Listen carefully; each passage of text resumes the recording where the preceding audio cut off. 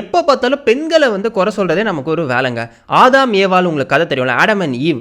அந்த ஸ்டோரியில் வந்துட்டு ஈவ் போயிட்டு கடவுள் வந்து இந்த ஃப்ரூட்டை நீங்கள் சாப்பிடக்கூடாதுன்னு அப்படின்னு சொல்லியிருப்பார். அந்த ஃப்ரூட்டை எடுத்து அந்த ஆப்பிளை எடுத்துகிட்டு அவளும் சாப்பிட்டுட்டு அவளோட கணவருக்கும் போய் கொடுத்துருவா. அதனால தான் உலகம் ஃபுல்லாக மனிதர்கள் வந்து சபிக்கப்பட்டாங்க முதலில் அப்படின்றது வந்து காலங்காலமாக இந்த ஏவாளை வந்து எல்லாரும் திட்டிகிட்டு இருக்காங்க. கரெக்டாக? ஆனால் அந்த அந்த ஸ்டோரியில் ஏவாள் மேலே தப்பு இல்லை, ஆதாம் மேலே, அதாவது ஆடம் மேலே தான் வந்து தப்பு அப்படின்னு சொல்லி ஒரு தியரி இருக்குது. அதுவும் ரொம்ப நம்பக்கூடியதாகவே இருக்குது. என்ன அப்படின்னா, கடவுள் வந்து ஃபஸ்ட்டு ஆடமை தான் படைச்சிருப்பார். படைச்சதுக்கப்புறம் இந்த இந்த இந்த ரூல் இருக்குல்ல, நீ வந்து எல்லா மரத்துலேருந்தும் பழங்களை சாப்பிட்லாம், இந்த மரத்துலேருந்து மட்டும் சாப்பிடக்கூடாது என்ற ரூலை நம்ம ஜென்ரலாக என்ன நினைப்போம் அப்படின்னா, 2 பேர்கிட்டையும் சொன்னார் அப்படின்ற நினைப்போம். ஆனால் 2 பேர்கிட்டையும் அவர் சொல்லலை. ஆடம் கிட்ட மட்டும்தான் கடவுள் வந்து அந்த ரூலை வந்து சொல்லியிருக்காரு. அதை வந்து அதுக்கப்புறம் தான் வந்துட்டு ஆடமுக்கு வந்து ஒரு ஹெல்ப்பர் வேணும், ஒரு துணை வேண்டும் அப்படின்றதுனால ஆடம் தூங்கிட்டு இருக்கும்போது அவனோட முதுகெலும்புலேருந்து ஒரு பீஸ் எடுத்து இவர் யாரை செய்வாங்க, ஏவாளை வந்து உருவாக்குறாரு கடவுள். அப்போ இந்த ரூலை அவருக்கு கடவுள் சொல்லும் போது ஏவாள் உருவாக்கப்படவே இல்லை. அதுக்கப்புறம் தான் ஏவாள் வந்து உருவாக்கப்படுறாங்க.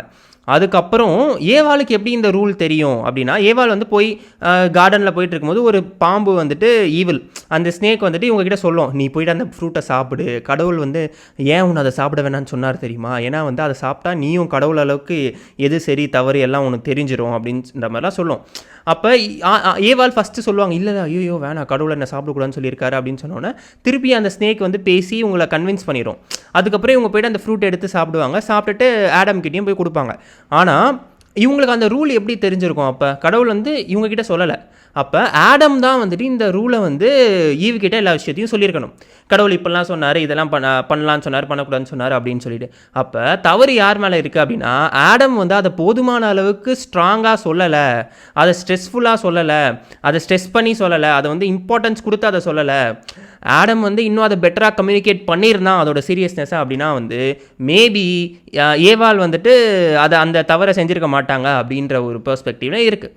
ஸோ அப்போ வந்து ஆடம் வந்து கடவுள் சொன்னதை சரியாக கம்யூனிகேட் பண்ணாமல் காலங்காலமாக நம்ம வந்து ஏவாளை மட்டும் இந்த ஆப்பிளை தூக்கி சாப்பிட்டுட்டா, ஆப்பிளை எடுத்து சாப்பிட்டுட்டா, அதனால தான் வந்து மனித இனமே சபிக்கப்பட்டுருச்சு அப்படின்னு சொல்லி நம்ம எல்லாரும் காலங்காலமாக ஜோக்காவோ இல்லை வந்து குறை சொல்கிற இந்த ரிலீஜியஸ் டிஸ்கஷன்ஸ்லேயும் வந்துட்டு திட்டிகிட்டு இருக்கோம். ஆனால் ஆடம் அதை ஏன் சரியாக கன்வே பண்ணல என்ற ஒரு விஷயமும் இந்த மாதிரியான ஒரு தியரி இருக்குது. அண்ட் இன்னொரு தியரி என்ன அப்படின்னா வந்து இதில் அதாவது ஆடம் சொன்னதை வந்துட்டு இவங்க கேட்கல. அதாவது வந்து இதுக்கு தான் வந்து ஹஸ்பண்ட் பேச்சை வந்து ஒய்ஃப் வந்து கேட்கணும். ஆடம் சொன்னதை வந்துட்டு இவங்க முழுசாக கரெக்டாக கேட்டிருந்தாங்க அப்படின்னாலும்